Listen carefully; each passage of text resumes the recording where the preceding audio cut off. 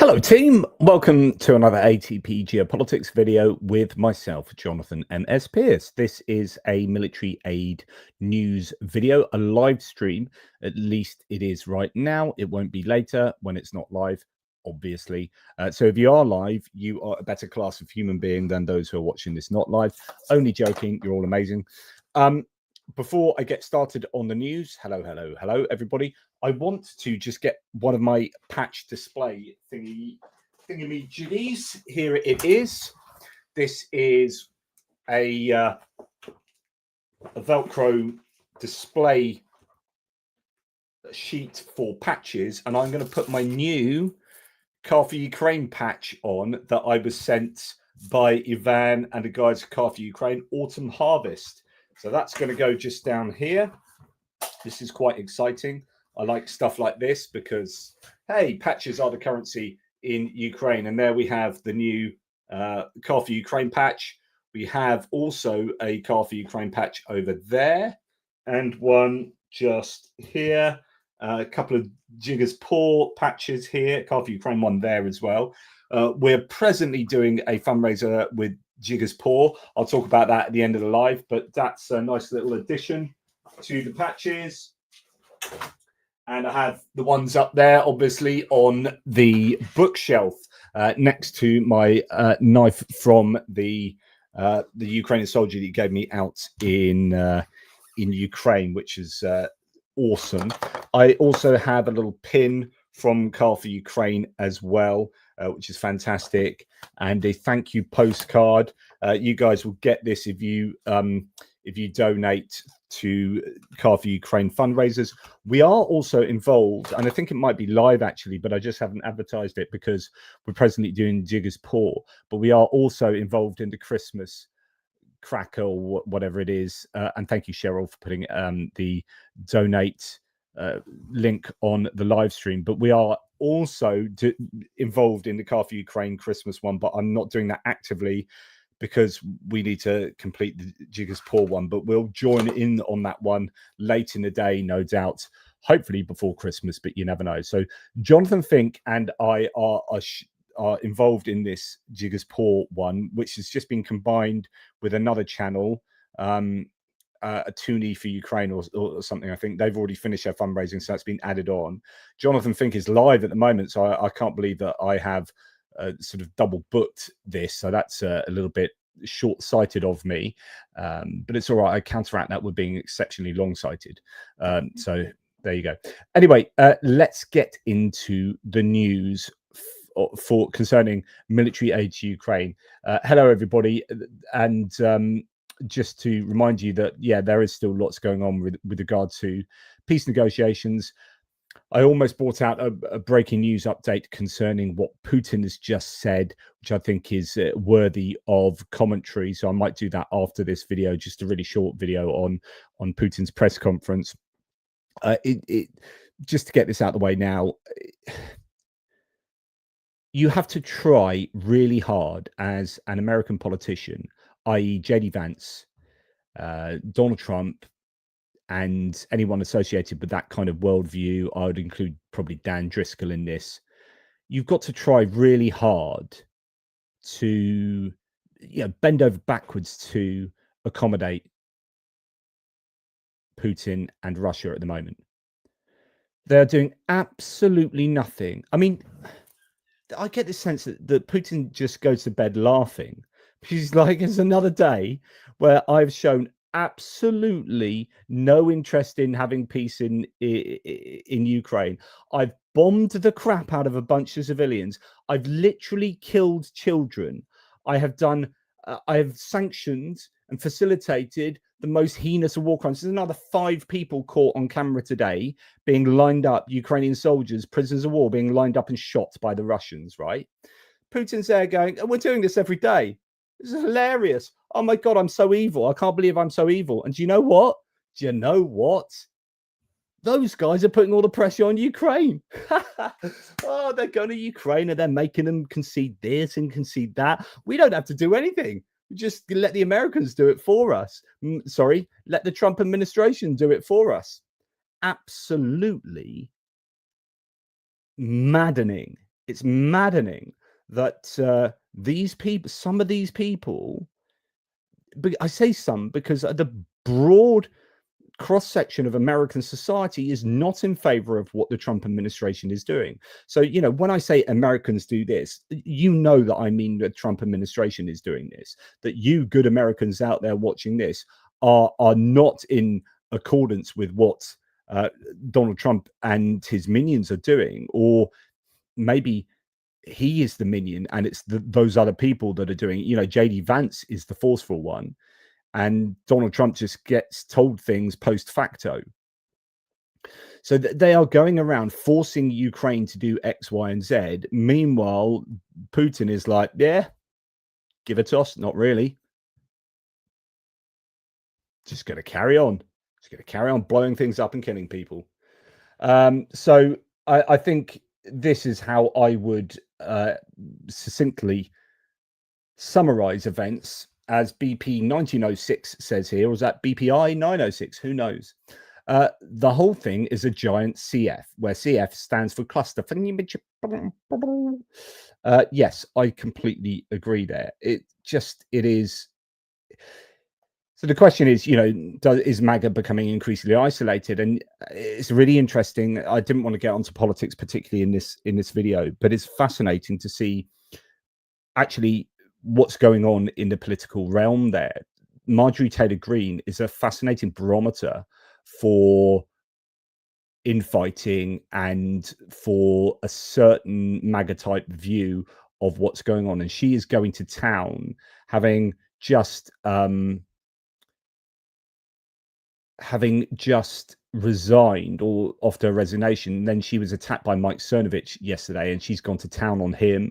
She's really going to a town attacking like Trumpism, essentially. And you've had Alex Jones from InfoWars say that he's on the verge of ditching MAGA and so on and so forth. So there are these really interesting ruptures. So there is this sense that actually the isolationism of MAGA, the political foreign policy isolationism of the Heritage Foundation Trump administration, is itself becoming politically isolated.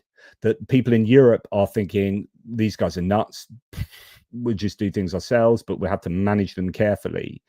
But also at the same time, in the US, like domestically, I think you're going to start just getting more and more Republicans come out and say, and I said this to you, what, 6 weeks ago, whatever, as soon as those elections took place, I said, you're going to start seeing Republicans think about their own job security. So they're going to go, right, if the polls are as bad as they are now in November 2026 for the midterms, then I need to make sure that I keep my job, because I've got a family to look after and a mortgage to pay. So perhaps I need to start diverging from our dear leader Trump.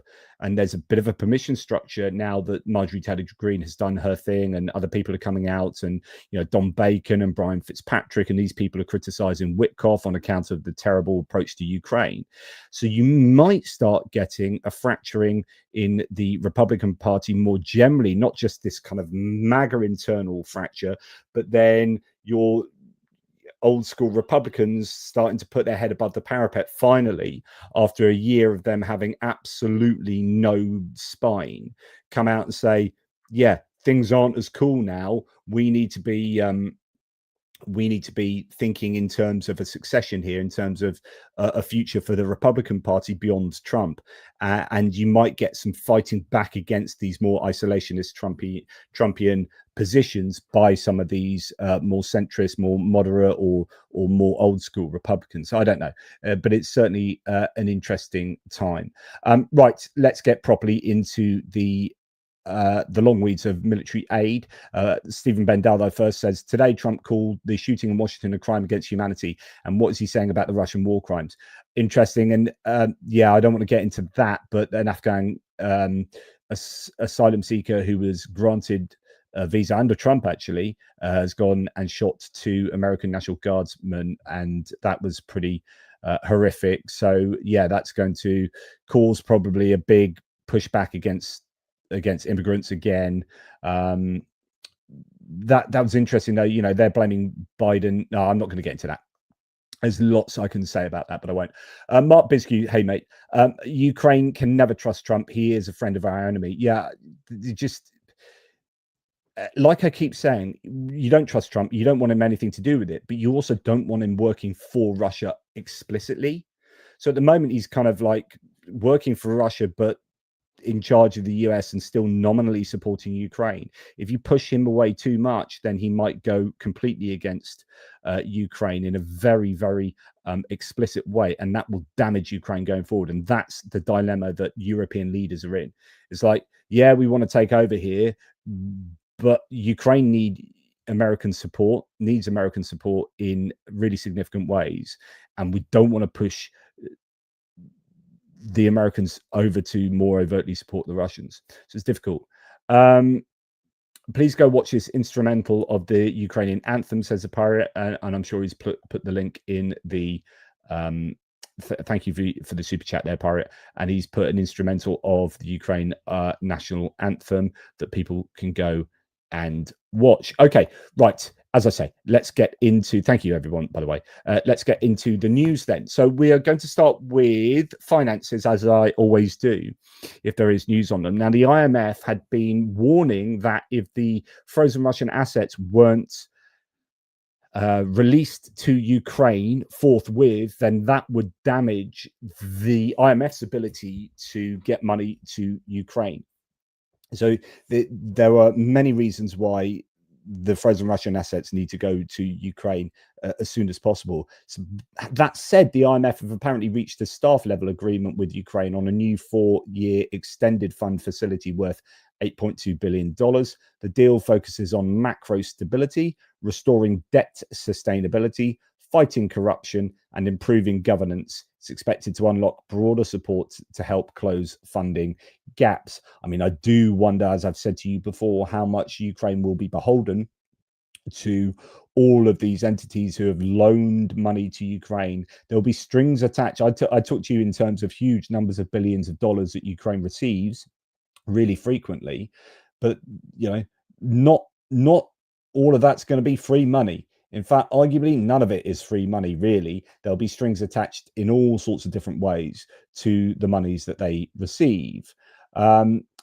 So then we have European countries are working on an emergency plan to stop Ukraine running out of money early next year in case they cannot reach a deal on raiding Russia's frozen assets to fund Kiev's war effort, according to Politico. So they always seem to be scrabbling around trying to sort out this money, and it doesn't seem to come to pass. Like they're always scrabbling around trying to sort out Hungary's veto.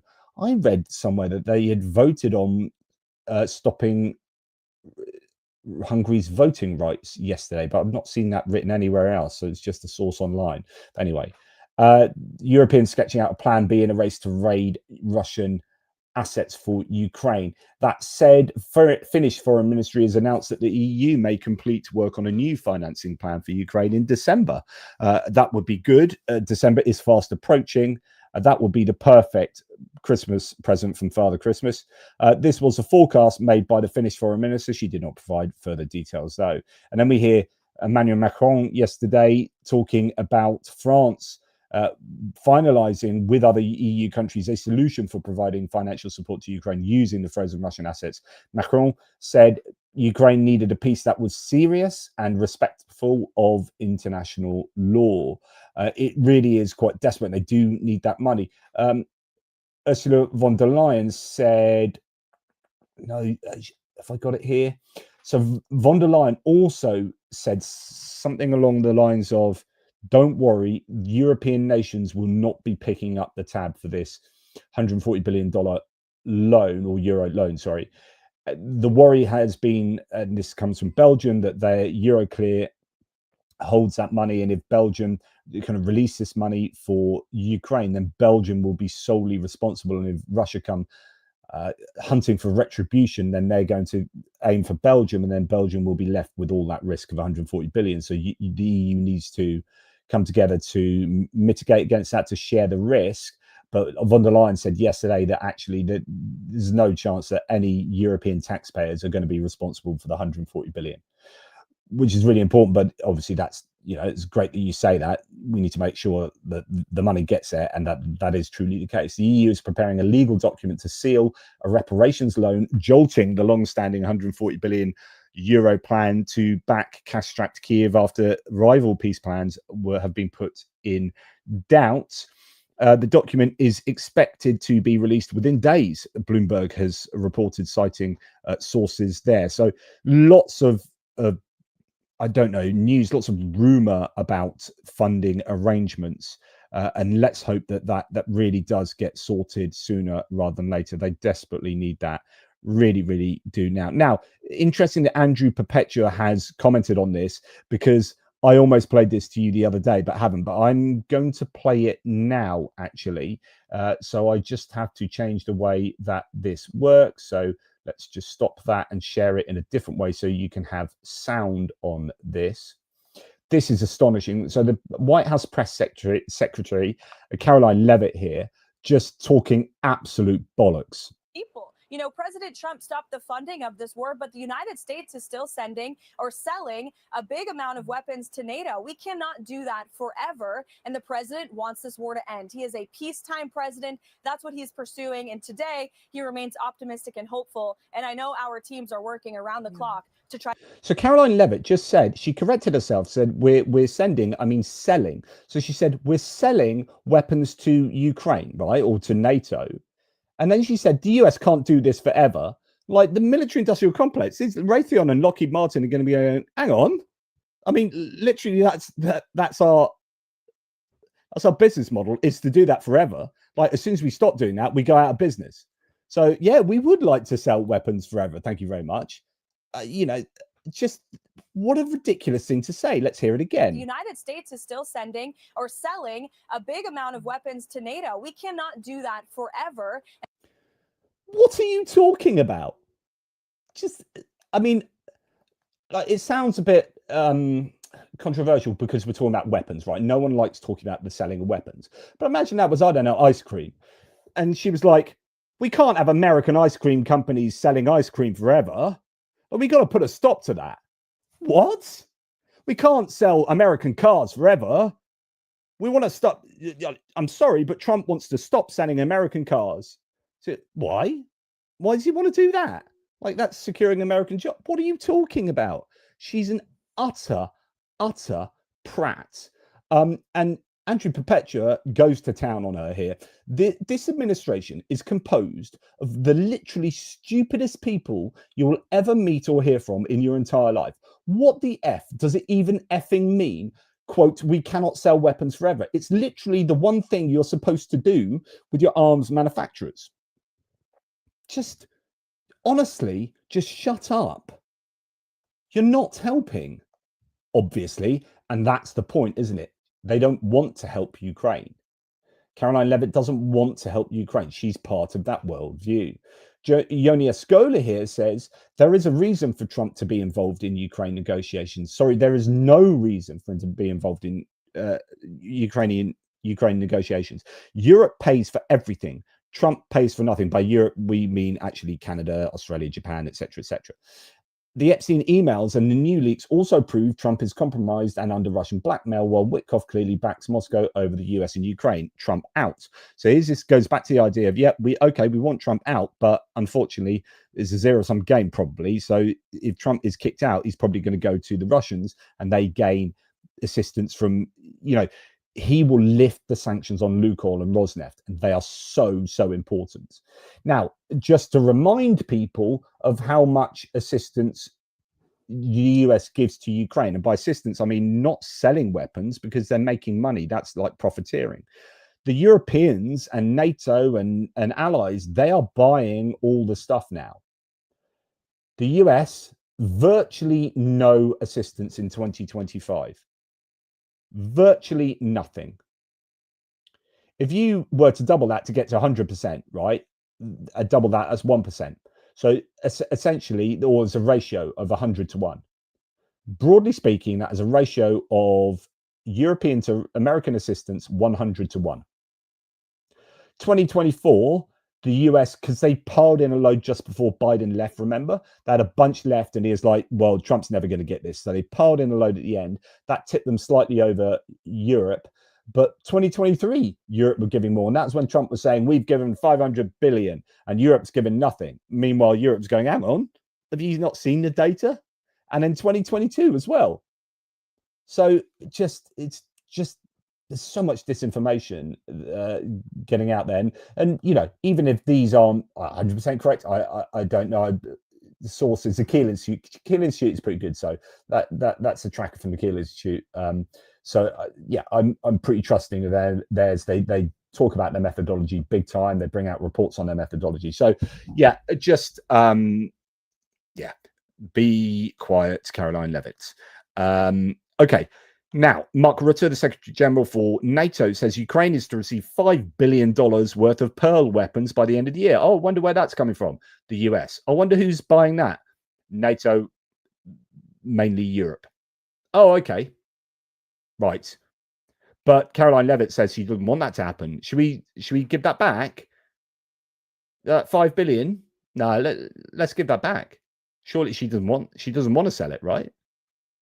Quote, Ukraine is receiving extremely important equipment. European countries have made significant contributions over the past few years, but there are certain capabilities that only the United States can provide. President Trump has agreed to ensure that Canada and European allies finance American weapons, NATO Secretary General Mark Rutte said. According to him, Ukraine received weapons worth about $1 billion every month. Now, we are going to then go to NATO again, but a slightly different topic here. NATO wants Ukraine's combat-tested innovations and is putting 10 million euros behind them. The Unite Brave NATO program targets counter-drone technology, air defense, and secure comms, and could scale 5-fold next year. So what's all this about?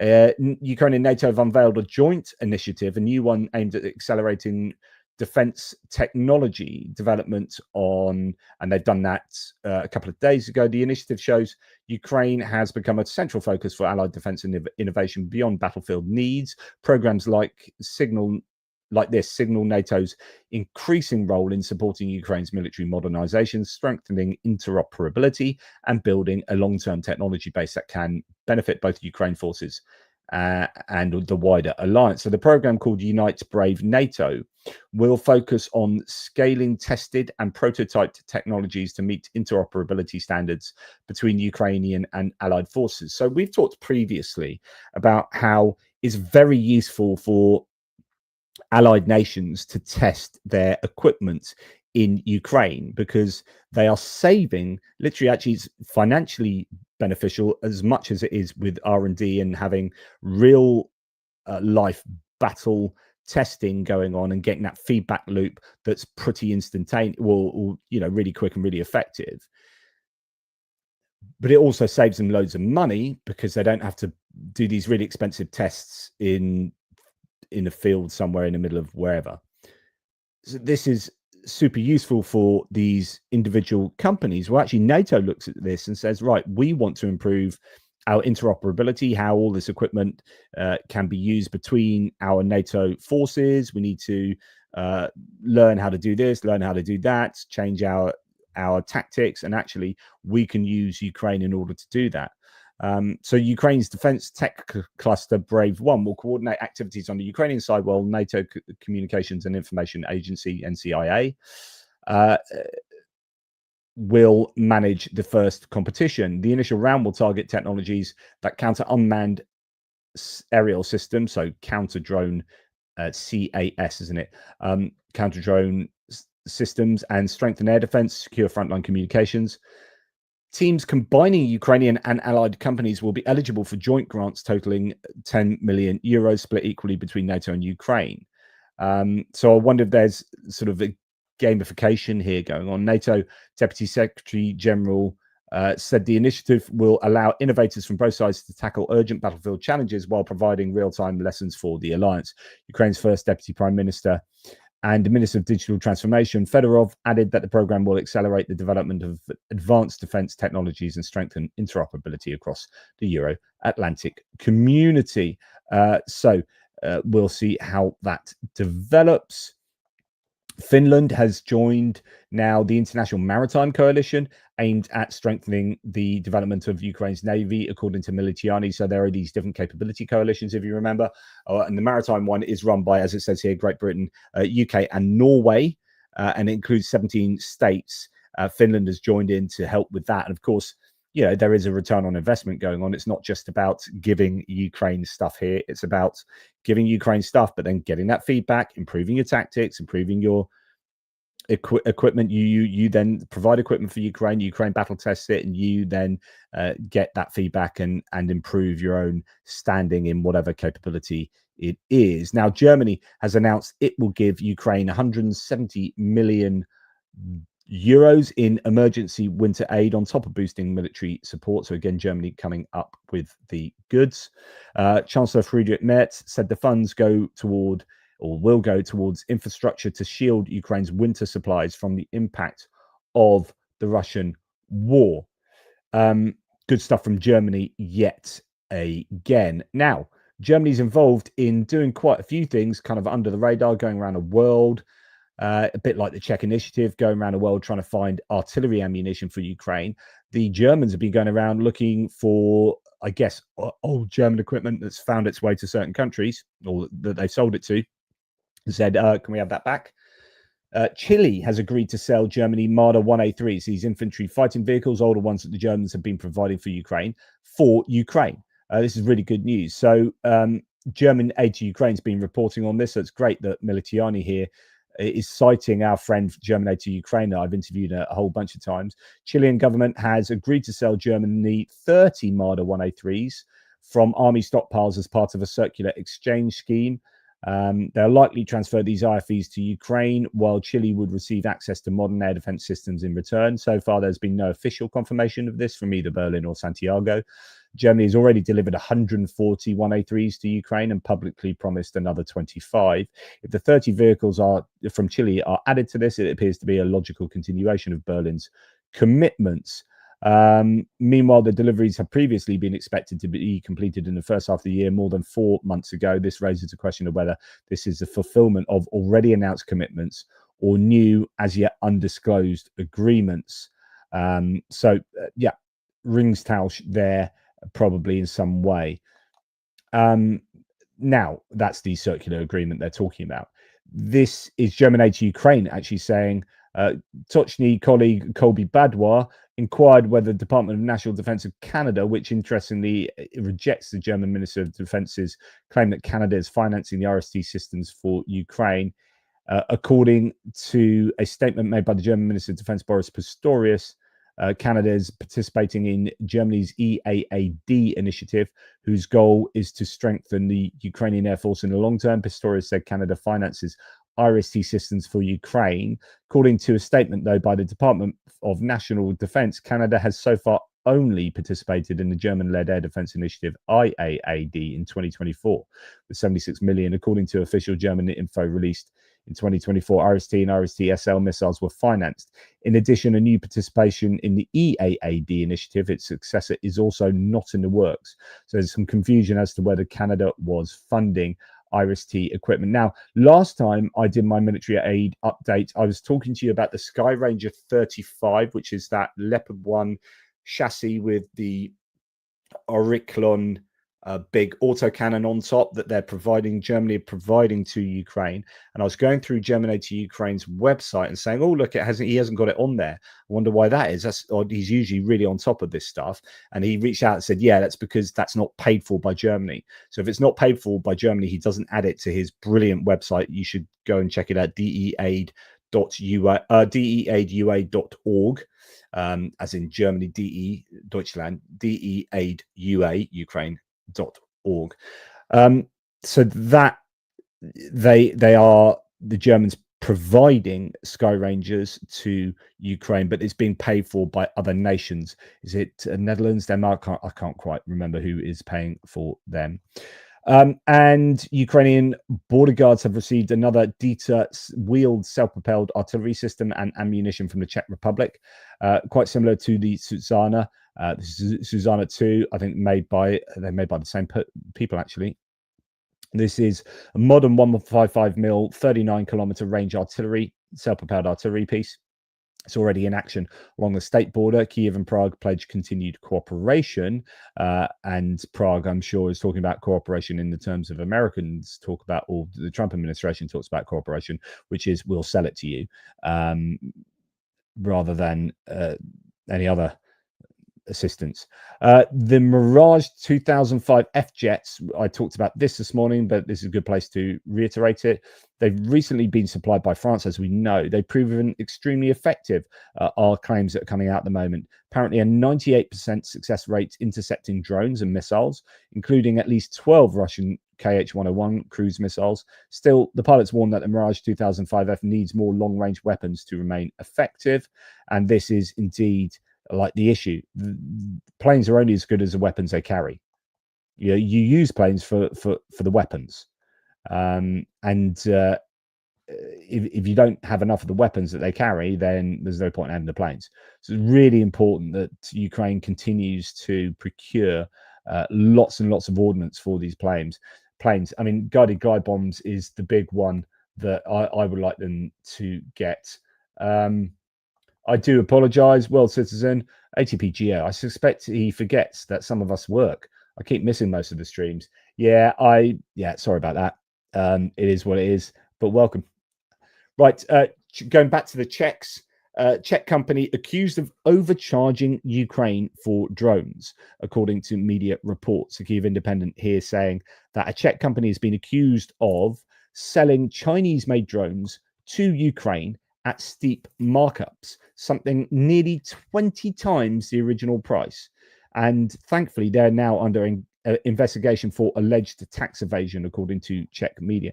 Now, you're going to get this. Human nature is horrible on, in the main. Some of us like to think we're decent human beings, but unfortunately, there's an awful lot of not so decent people. And yeah, this is unsurprising. I'm sure there are loads of people profiteering off this war. It is the nature of the beast, and it's good that this Czech company has been found out for so doing. Right, the Netherlands have planned, although this isn't exactly to do with the war in Ukraine, you can see stuff like this happening all the time at the moment, which is, turns out that this war's shown that we're short on X and Y, and we need to make loads of this, and we need to make it as cheaply as possible.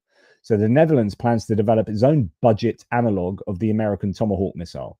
So if I was a Dutch, if I was any nation with, if I was BAE Systems or whoever, I'd be like, oh my goodness, it turns out that the Ukrainians really need Tomahawk cruise missiles. It turns out Tomahawk cruise missiles are really expensive, and Ukraine can make very cheap flamingos. Well, can we make something there or thereabouts? Okay, it's going to be a little bit more expensive than the flamingo.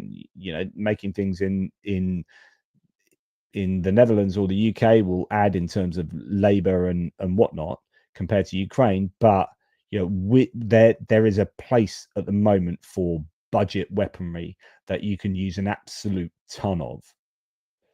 And here the Dutch are like, yeah, we can fill that gap. Thank you very much. So they're looking at producing their own Tomahawks there. Okay. And again, although this isn't directly to do with the war, it kind of is in a way, because I think this is all to do, well, I don't know, I'm doing a lot of speculation here, but I think this is to do with the US being an unreliable partner now. So we know that Germany carries the Patriot air defense system because they've given a whole bunch of them to Ukraine, and they're still ordering more. However, we also understand that the first Arrow 3 anti-missile battery purchased by Germany's Bundeswehr from Israel will be deployed on combat duty in December. So they are now I don't know how long it takes to kind of order and receive these, whether this was always a long-term plan or whether there is a response to the unreliability of the United States as an ally, and they want to diversify their surface-to-air missile system portfolio, but they are buying in Israeli equipment now and not just relying on the Patriots of the Germans. So yeah, there you go. And France has introduced a new form of voluntary conscription as it prepares for war with Russia. So we heard just recently that Germany is really ramping up their conscription now. Here we have sorry, someone's just saying about those Dutch Tomahawks, ATPGO. For the Dutch Tomahawks, if successful, those companies get a 5-year guaranteed order. I mean, goodness me, now would be the time. I mean, you know, you'd want to be that Dutch company looking at building those Tomahawks like 4 years ago. That would be a good time to get into that, because they'd be going like hotcakes right now. Anyway, France is also following Germany's lead, and other countries as well. We've seen Denmark change its conscription. Nations are taking more women on, for example, just making sure they have enough personnel. You look to Israel. Israel have really active conscription, and they conscript a lot of females into their armed forces. And that was partially how they were so able to react as quickly as they were to the October the 7th Hamas attacks, because they can mobilize an absolute ton of people given the amount of females they had. So Denmark, I think we're looking at Denmark have changed their rules a little bit. But anyway, point being that everyone's in Europe is very wary of what Russia poses as far as a threat is concerned. And France is now looking at introducing a new form of conscription. Volunteers aged 18 will serve in the military for 10 months with the possibility of an extension. They will also receive ECTS credits, which will allow them to transfer to any university. So they're trying to sweeten the deal there. Volunteers will receive between 900 and 1,000 euros per month. By 2035, it's planned to recruit 50,000 people under this form of service. It is planned that the men and women, there's a strange thing about, I'm going to get a bit language funky here, but a lot of Ukrainian sources use a kind of weird passive and verb form, and they use certain verbs, is it intransitively? So it, you know, it is realized that this, and we would never say something like that, but it is planned to recruit, not it is planned. You know, you need the proper subject there, which is France plans to recruit 50,000. Anyway, I'm always reading these comments and thinking, oh, I need to correct that as I read it. By 2035, France is planning to recruit 50,000 people under this form of service. It is planned, France is planning that the men and women who will undergo voluntary service will be deployed only on French territory in the event of war. So that's very similar to the Russian system. Currently, the French armed forces number 200,000 military personnel and 40,000 reservists, but only 77,000 of them are eligible for deployment. This is enough to deploy only 80 kilometers of the Ukrainian front, according to a former French general. Wow. So that's pretty desperate there. But, you know, French really taking note of the war in Ukraine, and obviously realizing that they need to sort things out there. Okay, we have in the final part of this section, the analyst saying why NATO doesn't need America. I worked for years inside the command structure and it's barely changed in principle. The only reason there is a Sakur who is American, that is the leader of the NATO forces in Europe, and they are always American, is because the US supplied the majority of the air and land power and it had nuclear weapons. Its land component is considerably less important than it was, but it hasn't been withdrawn because Congress passed a bill banning the use of federal funds to exit Europe and preventing the president from unilaterally withdrawing from NATO. Funnily enough, who was it that did that? Who was it that brought that bill forward? Answers on a postcard. I'll give you the answer. It's okay. It's Marco Rubio. So Marco Rubio is one of these old school Republicans, and he knew that Trump was a threat in terms of pulling the US out of NATO, and made sure that you had to have a congressional, is it a supermajority vote in order for the country to be able to do that. And that, I think, was very forethoughtful of Marco Rubio. So it stops Trump unilaterally withdrawing from NATO. So even if we want it to leave, it's currently illegal. So even if we want the US to leave NATO, it's illegal. American nuclear weapons, the nuclear partnership program, where allied air forces carry American tactical nuclear bombs, is the real reason Sakur remains American. In principle, they have long accepted it wouldn't be a bad thing if a European took the role, but they don't want to do that if we rely on their tactical nuclear weapons and have none of our own. The other main issue has been NATO communications systems. The US has satellites and Europe doesn't.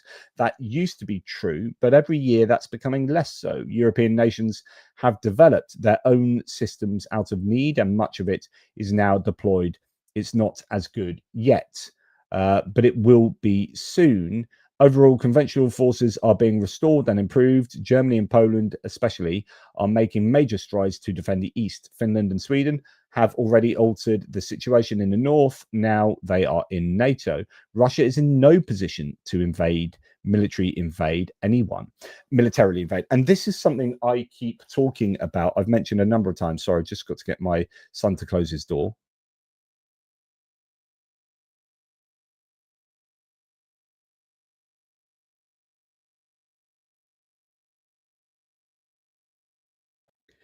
A bit of dead air going on there.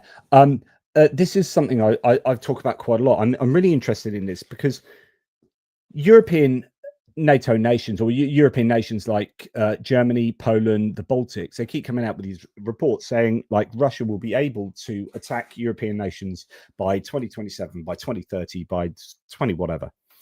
And I am very dubious of this, but it does depend on how quickly Russia could sort things out if push came to shove.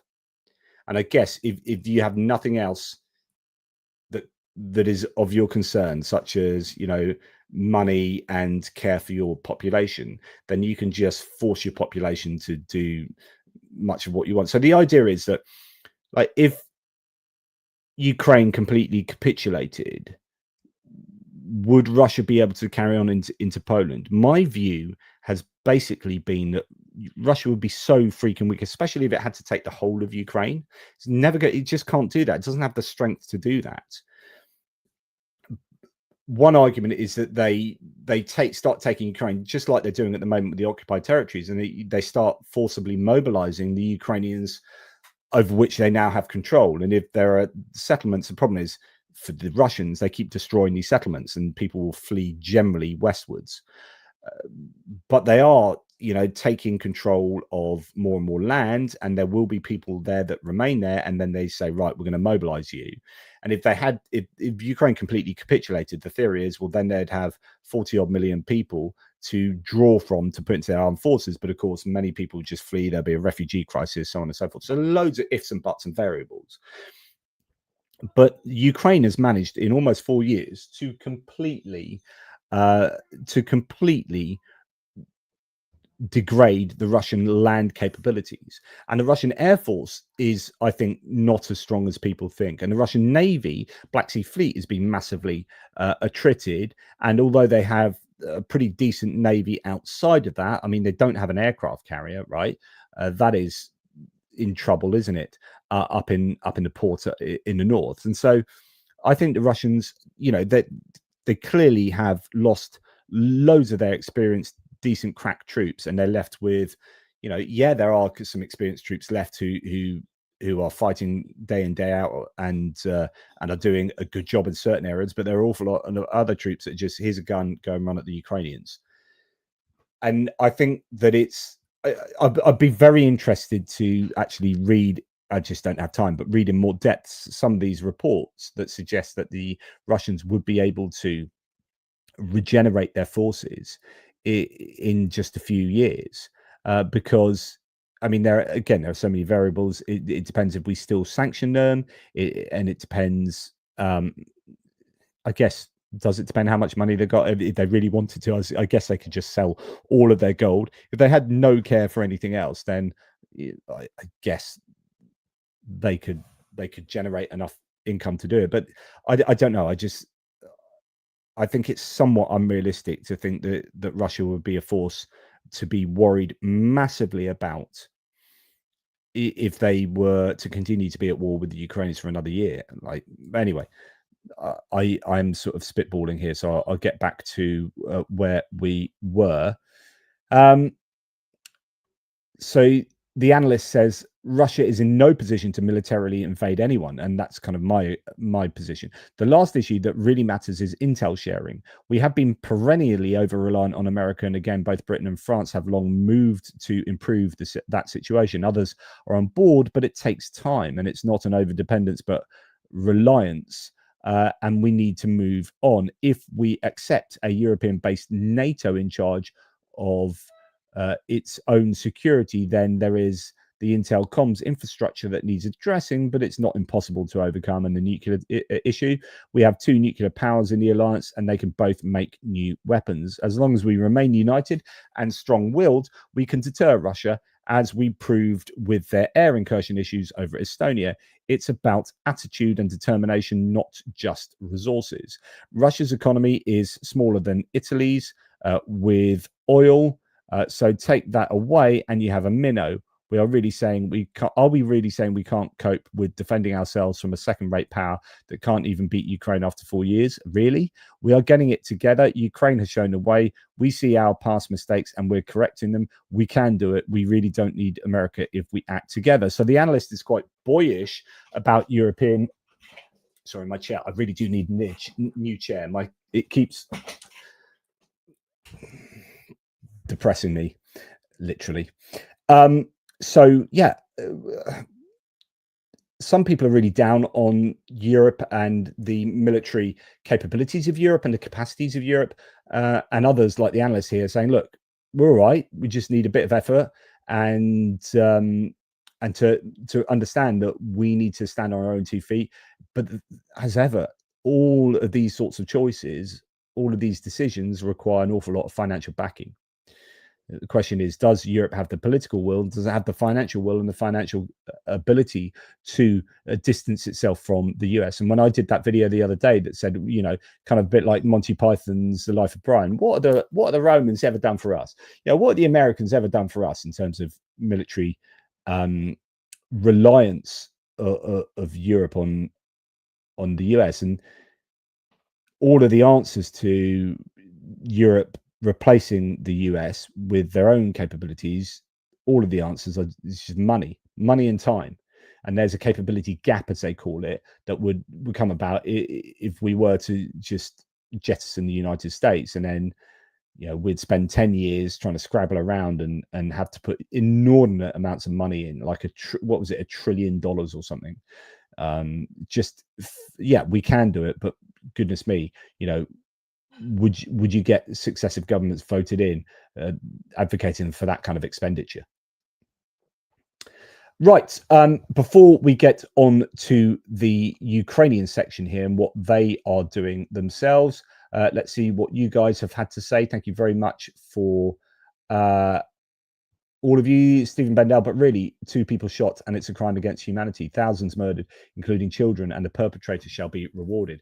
Yeah, the rank hypocrisy. So this is Stephen going back to the guy that shot 2 National Guardsmen. He's saying it's a crime against humanity. Actually, that is a wrong language to be using. You're quite right, Stephen. I kind of missed the point there. It is outrageous that he wants to wipe the slate clean for Russian war crimes. Now, what is it? How many registered ones? The latest count is something like 176,000 registered Russian war crimes. 176,000. That's a crime against humanity. So as horrible as 2 National Guardsmen being shot in the US is, and that is horrible, don't get me wrong there, it's not remotely on the same scale as Ukraine, and doesn't qualify as a crime against humanity. So using that language is deeply unhelpful. But it just puts Trump's position on position on Ukraine in sharp contrast to, you know, decent rational analysis. Yes, but there you go. So going back to the comments, Pirate 600 subs this week is nice. Let's get to 100k. Thank you very much, Pirate. That'll be very much appreciated. I keep saying Oscar would be super happy with that. I'd have a fight on my hand as to whether I got the plaque in my room or whether he'd take it to his. I assume he'd take it to his. Johnny Nevergood thank you so much for your support, mate. Really appreciate that as well. Thank you, all the way from Norway. And some more Norwegian love from the pirates. Some love for JP and this love for the little whiskey shop. I don't think we've got Mark on the live stream tonight, but I wonder as well if we're going to try and get back to Ukraine. I want to get to Ukraine to deliver some more trucks, but I want to do that not in winter time. The 2 times I've been to Ukraine, it's been like February and very, very cold. So I quite like to see Ukraine with some foliage. See some sunshine there, so maybe that could happen, and Mark and I can be reunited.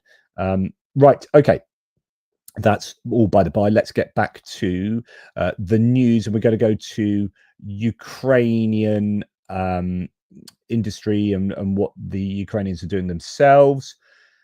No report says Zelensky has announced plans to boost domestic production of short and medium-range air defense systems, stressing their importance for both the front line and protecting energy infrastructure. He added that Ukraine must not depend on what's available on global markets or foreign stockpiles.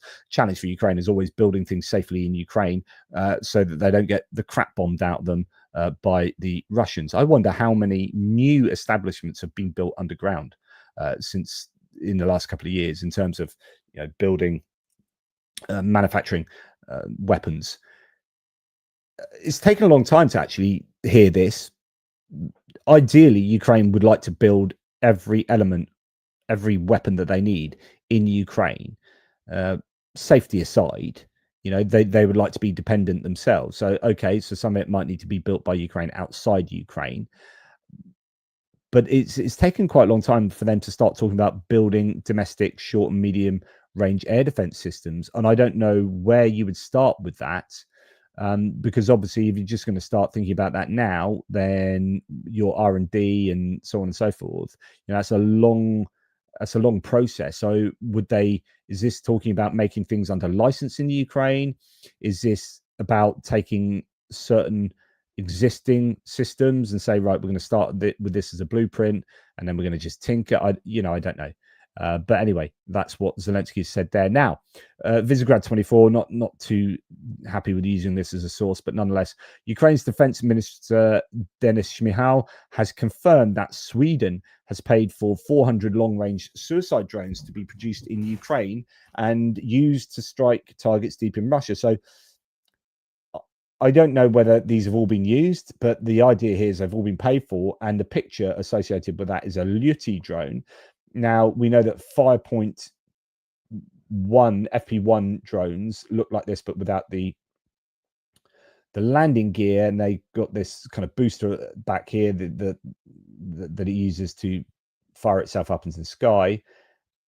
I don't know whether they're or any other drone, what drones are being talked about here, but 400 long-range suicide drones being funded by Sweden is phenomenal.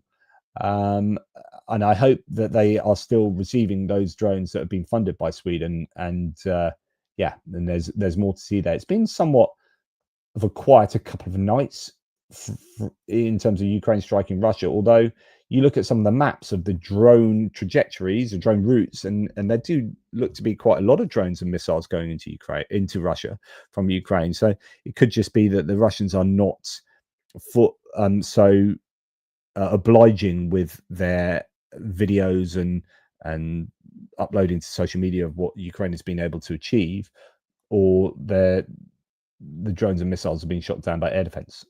Who knows? You do wonder at this time, says Philo Sophisticate,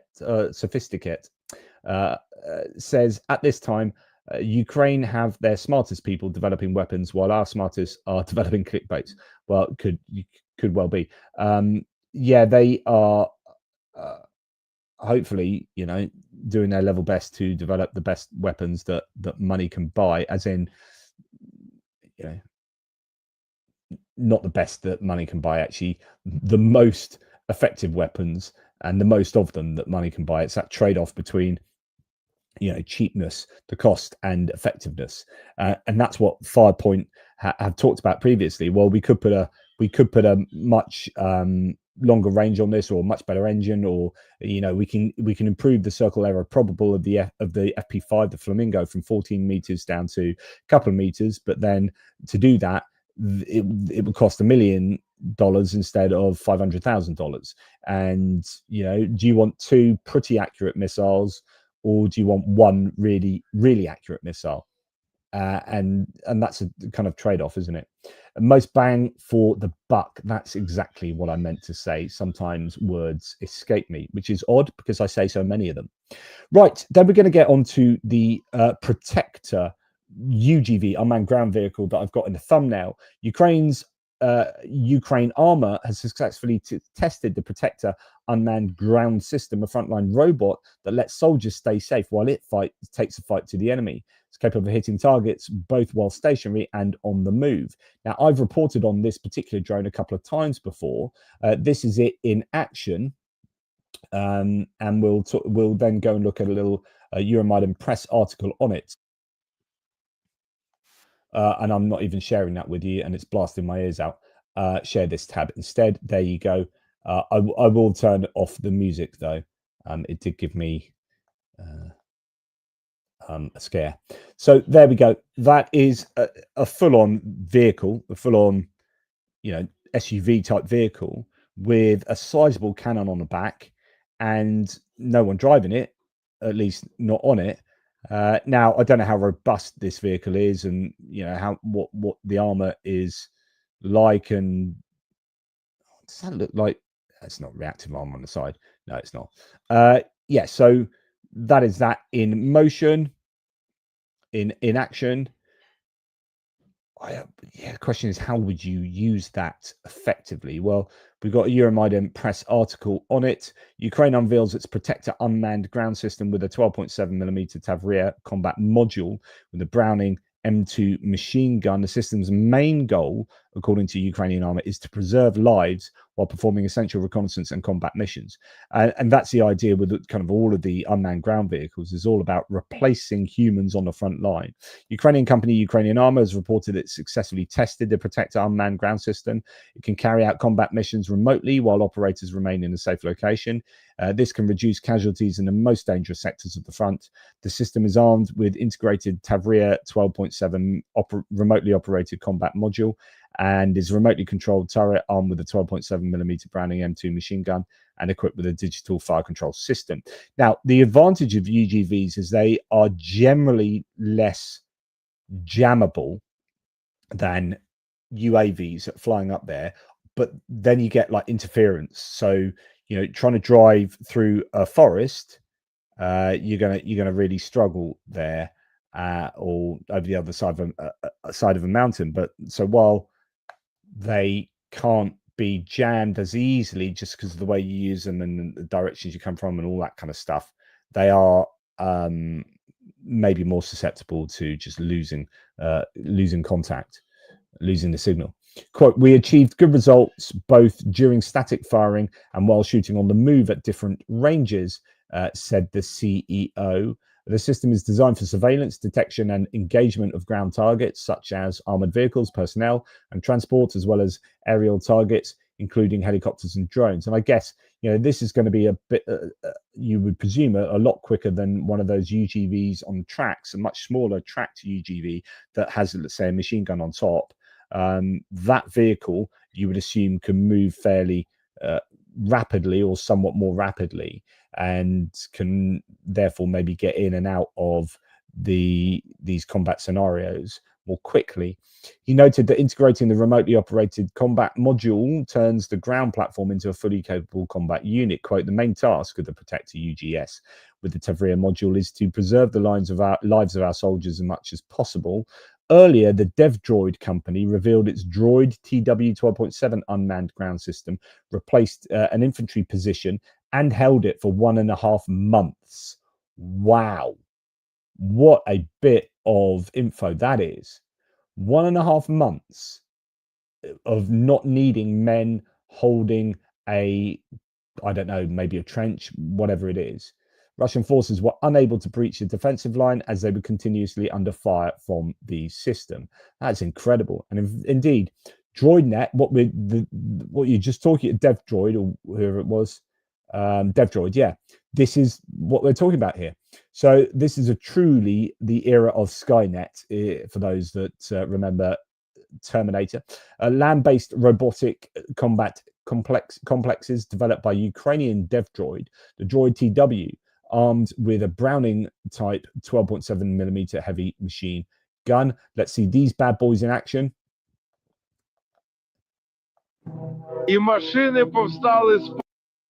So I'm going to turn the sound off there. But look at these. I mean, yeah, so obviously not going to be as quick as that Protector one, but yeah, horses for courses. These can get into much smaller areas. They can be concealed more easily. They can wait and hide out, wait for a platoon to come by, and then just open fire and take them out. So, you know, this is what Ukraine is desperate to try and do, get more and more of these kind of systems on the front lines so that they don't have to man defenses with human beings because they're struggling to recruit. No one wants to be fighting for Ukraine on the front lines, right?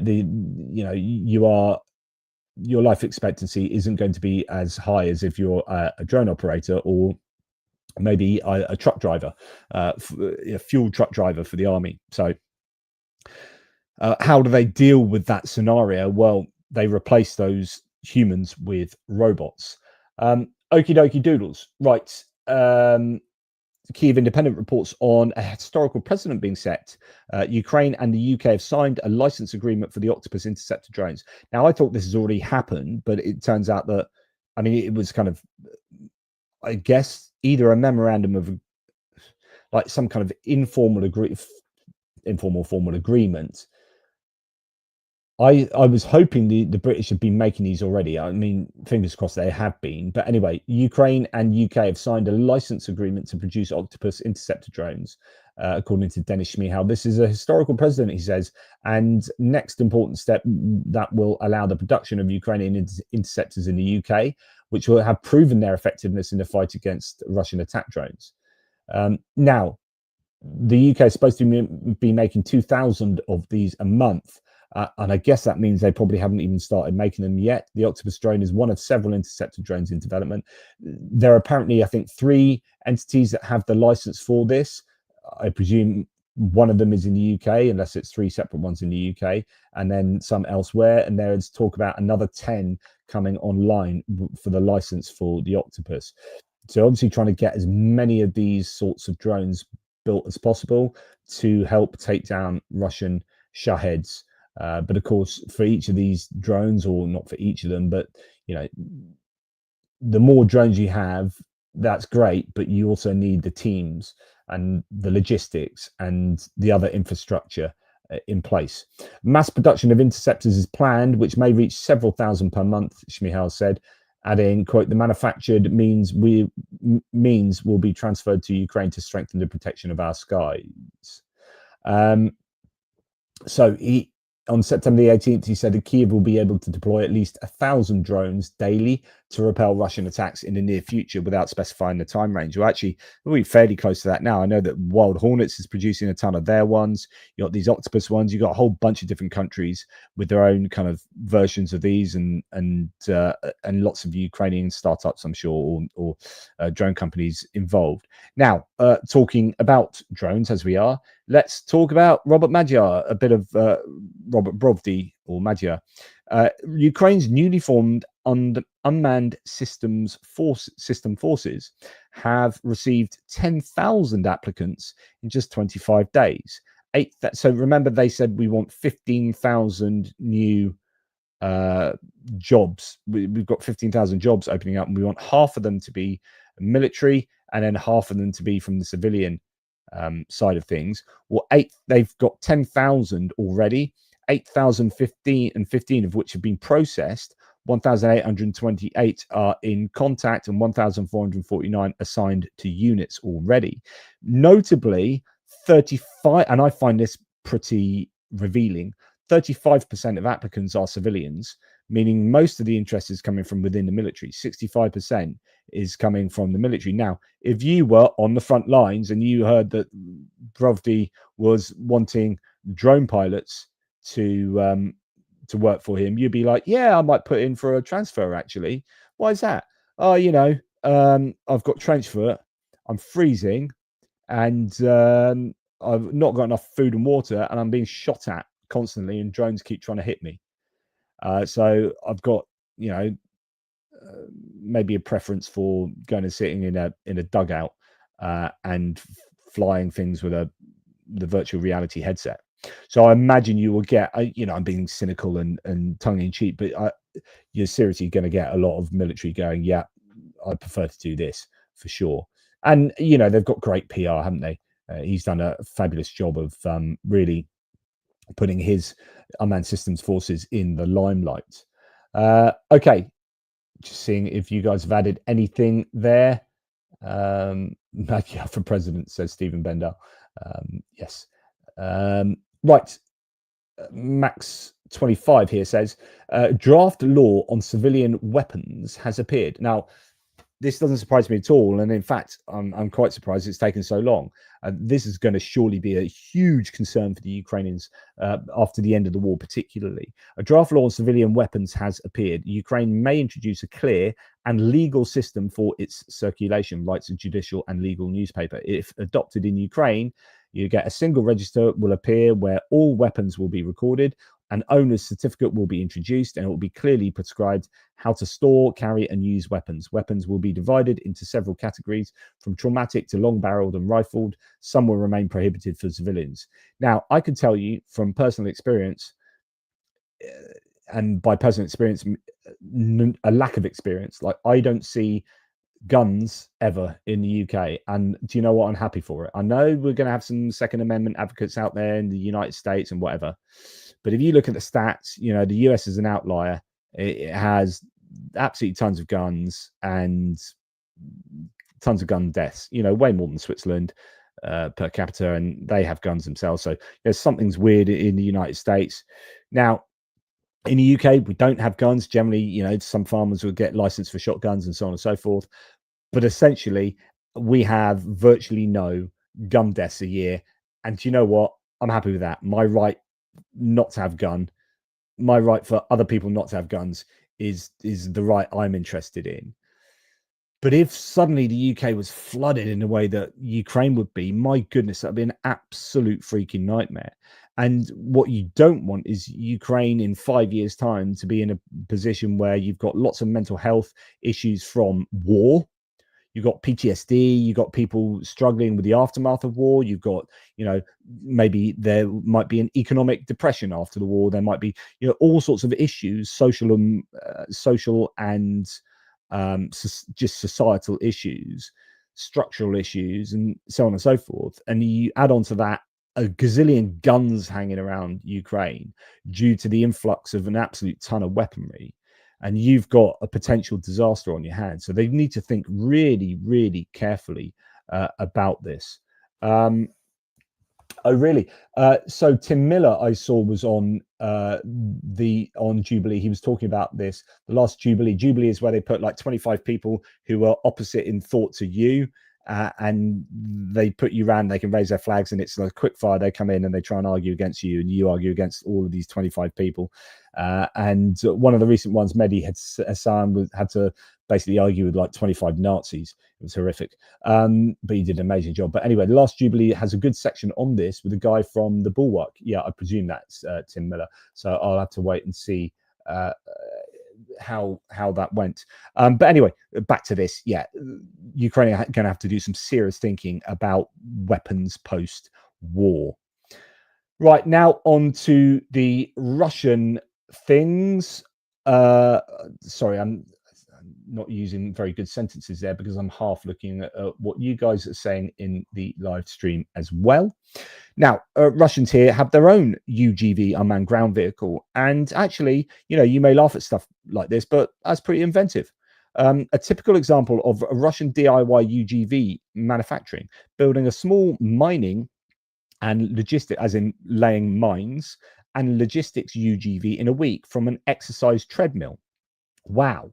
So they've taken a treadmill and they've effectively designed it into or designed a UGV around the treadmill. I don't know whether the mechanics is more to do with the laying of the mines, so that's a treadmill on top, and you put the mines on top, and I guess, you know, it then the treadmill goes around, or whether, you know, most of the motor comes from a treadmill. But anyway, you know, that's pretty inventive from the Russians there, and only a couple of weeks, only a week to kind of make that happen. So someone's pretty industrious there. Now, Ukraine's intelligence services have dissected Iran's new Shahed 107 drone. I did show you an image of this some time back. One had been found. I showed you some images of one that was in disarray on the ground, but it was newsworthy because it's like a drone that hadn't been seen before. It's a new Shahed 107. It's now used by Russia to hit frontline regions. It's got a 300-kilometer range. It's got a Chinese engine, of course, Western-made electronics base, of course, and all of it has been mapped out. So someone's saying they should reverse engineer it and find a hack to turn those drones against Russia. But yeah, they have mapped it all out. But yet again, we are finding that Russia is able to manufacture these weapons with the help of China overtly, or much more overtly, and then actually all nations in some way, because it's so difficult to stop your components finding their way eventually to Russia. Now, Russia is shifting towards reusable drones, according to NOR reports, as supply issues. Well, actually, according to this newspaper, I don't know what one it is. It's not New York Times. As supply issues and battlefield demands mount, platforms like the Night Witch and a Bulldog 13 now carry multiple munitions. They resist jamming and return for reuse, saving costly technology. Interceptor drones are also evolving using electronic rods or even cans. And I've shown you some of these interceptor drones that go and have a small explosive on a lance, and then you just, you know, barge it into the fixed wing drone that's flying high up in the air, and that small explosive charge goes off, damages the wing enough that it spirals out of the sky. And generally, those drones are retrievable, usable again. So yeah, here we have the Russians starting to rely more on reusable drones. Now,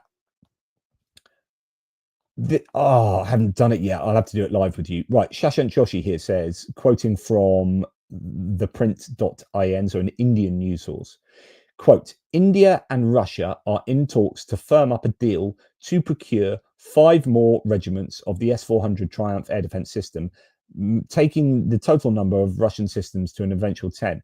This is very surprising because India had apparently not received the full complement of the S-400 air defense systems they had previously ordered off Russia because of, obviously, the war. And now they put in for more air defense systems. It makes you wonder how many Russia are able to produce. And I asked AI this yesterday, and I'm going to do that again. Yeah, there we go. It's the first one there. So we're going to get Copilot to do this. So in this case, Microsoft's own AI can, why can't you remember that? Microsoft's own AI can then do the hunting on the internet for us. And we'll see what the answer is to how many S-400 systems Russia makes per year.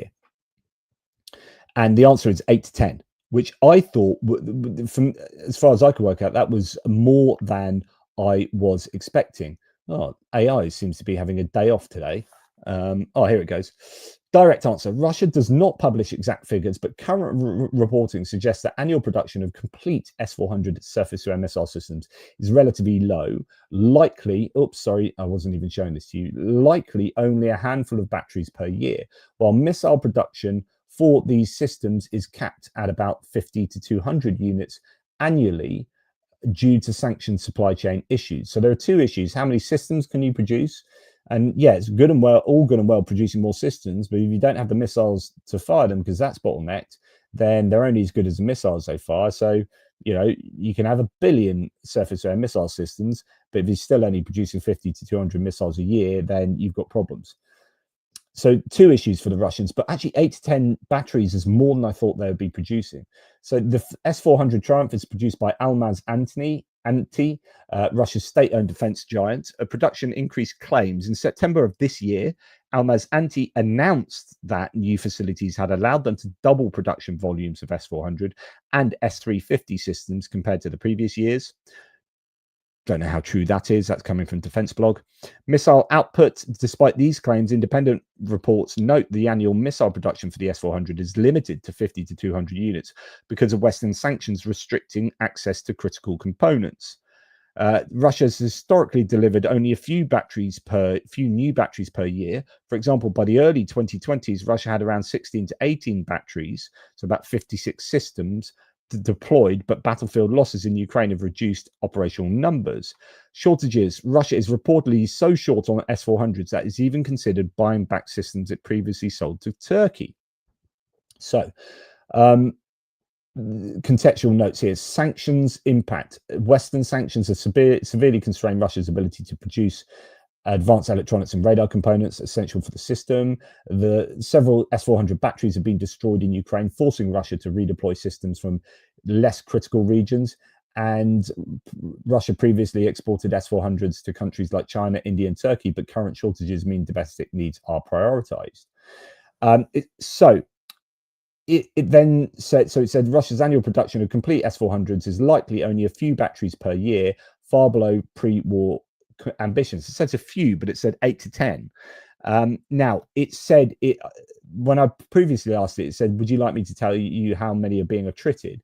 And it said, since the beginning of the war, Ukraine has attrited or damaged somewhere between 30 and 31 systems, I think. But then you're unsure as what that might mean. Is that they're not going to take out complete systems? So the idea was they're not able to produce at the amount that they are losing them. This is not at replacement rates. And I'd love to know the full accurate number of how many batteries they're able to produce a year. But if it is 8 to 10, I would think that is actually better than I was thinking. But I do wonder, because we have seen how successful Ukraine has been in taking out Russian air defense systems, particularly in Crimea. Novorossiysk is another place. And you're wondering, if they are desperate to get these back from, say, Turkey, because Turkey have to get rid of. So just to give you a bit of extra information, Turkey has taken on board the F-16 from the US and wants to take on board the F-35, but the US is like, you can't have US kit and Russian air defense systems, because if you have our planes and Russian air defense systems, then you can work out how best to take out American planes with Russian systems. You're a NATO member state, but that information can find its way to the Russians, and then Russians will develop, they'll get feedback from the Turks on how best to take out American F-16s and or F-35s. So the US stipulation correctly was you can't have Russian S-400 systems and our American planes. So the Turkish S-400 systems, I think, have been kind of mothballed, and Russia's been asking for them back from the Turks, and obviously Ukraine would like them too. Thank you very much. But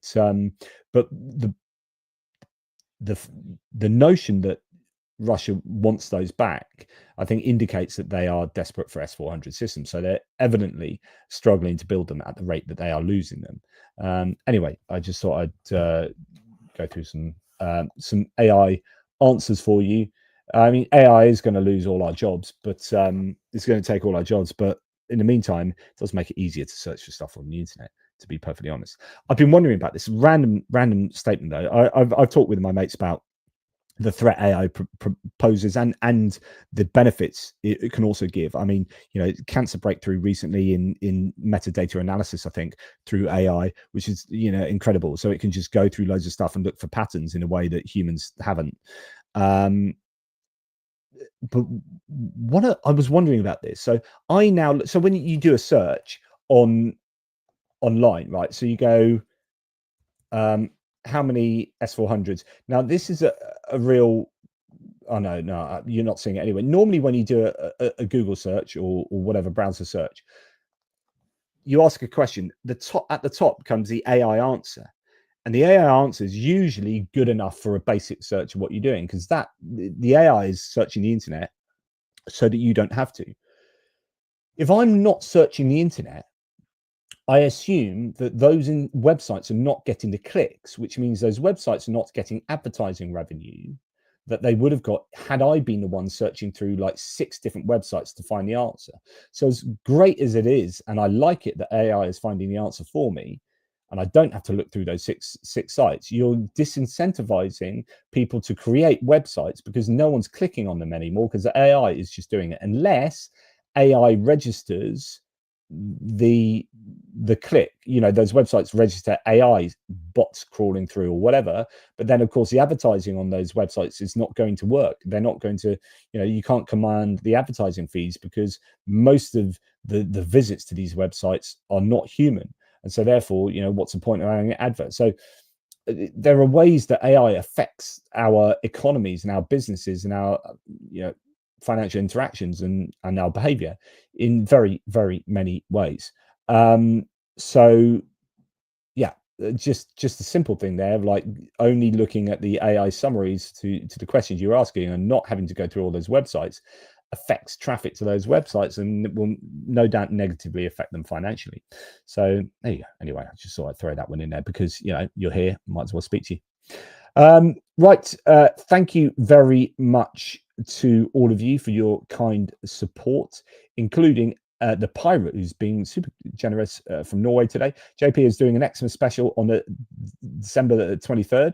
I don't know, but I can tell you this: I haven't had a day off in something like 3 years. I have not, even when I've been ill, Christmas Day and on holiday. I take my laptop on holiday with me. I have got a streak now, and it's I should go and look back at it, but it's something like 3 years without a day off. Yeah, that's quite a lot of talking, isn't it? But I do videos on Christmas Day, much to the chagrin of my partner and family. Yeah, so I will be doing Christmas specials. I've got enough Christmas jumpers to do Christmas specials, so you can look forward to that. Can we have JP doing Xmas rants? Yes, I can rant about. I'll tell you what is a fun fact. I think I can rant about almost anything, any topic in the world. I've certainly got an opinion on virtually every topic. Whether I can rant, I guess that's another question, but I'm happy to give it a try. I do like a good rant. And thanks, Stephen Bendal, for your kindness there in the ATP Geopolitics memberships. I'm going to interview or chat with, it's not really an interview, I'm going to chat with Stephen. He's got back from Kiev. He's got a Ukrainian wife. He spent, I think, 3 weeks over in Kiev again. He has a place over there. And I want to speak to him about what he felt about the experience of being over there again, but kind of what people's opinions are, on the street, and people's views of the war, etc. Okay, I don't know if I've missed anything from you guys. That's really kind of you, by the way. From Levko Koval. Thank you, JP. Really appreciate the work you do. Only you deliver the best analysis of the news, hands down. Thank you. I appreciate that. I am just one random bloke talking about anything that comes into my head, as you can see from the last 20 minutes. Okay. Yes. Right. Yeah, so some of you guys are talking about looking at AI and seeing whether it's accurate or not. Absolutely, and I get this. If I'm searching, I want to see the site so I can judge its accuracy. So quite often I do, and in fact, when I was talking you through the answers from Copilot there, I did in a couple of times say where the source was for those claims. They do link the sources, which is quite useful. Philosophisticate says, I see many errors and oversights when I use AI on subjects I know well. That leads me to be skeptical as to what I read and what AI tells me on topics I don't know much about. Yeah, that's a good point. And when I was saying to you, like, it says 8 to 10, but actually usually, there are pretty good caveats. So if we go back to reading what I was just reading through with you, it does say at the top here,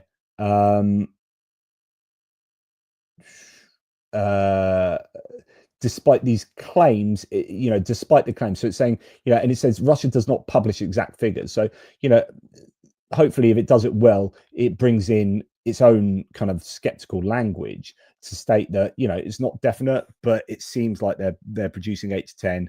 But like I said to you, I would doubt even that. Right, but then that's only my intuition based on their ability to produce other bits of kit.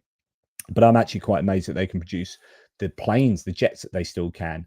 They're apparently still kicking out jets. So, you know, these sanctions that we have on Russia are good, but, you know, they're still able to get lots of kit. And of course, that's going to help. They're going to be helped big time by China. Anyway, that's enough from me. Well, no, it's not. God, wow, it's my long goodbye. Okay, I'm going to say goodbye after this.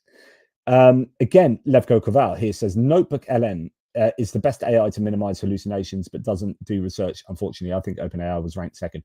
OpenAI, loads of stuff on that at the moment with Gemini 3 out. And anyway, there's an analysis by, who was it? The Financial Times? Who was it? Somebody did an analysis on OpenAI's ability to make money and to monetize. So the whole thing about AI, and the whole reason there's an AI bubble, is that basically they need to make money out of it because it requires huge investments, a huge amount of money, and at the moment it's not looking like they're remotely going to be able to recoup the money, and so this could all just burst. And somebody just modeled as well as they could OpenAI's ability to make the money back, and it was like, it can't do it. It's just it's not going to happen. Anyway, Notebook LM, I did that video the other day on a YouTube channel that was using Notebook LM, which is where you have this male voice talking to a female voice in really human ways about a subject. So you go and feed it in whatever input, garbage in, garbage out. You can feed it whatever input, and then it just kind of summarizes it, assimilates it, and then spits it back out to you as a conversation between two people.